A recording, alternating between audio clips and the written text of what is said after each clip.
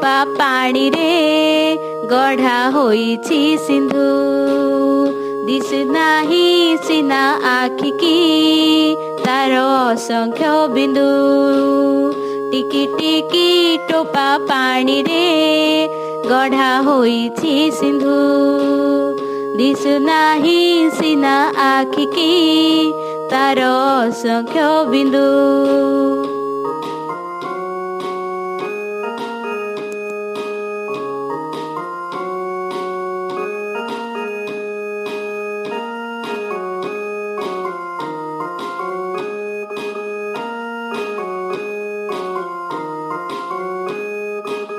टिकी टिकी धूली कणिका मिसी होइछि धरा।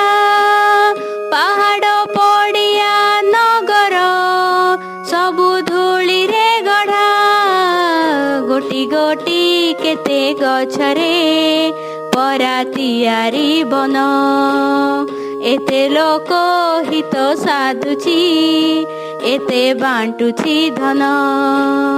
एते लोक हित साधुछि एते बांटुछि धन।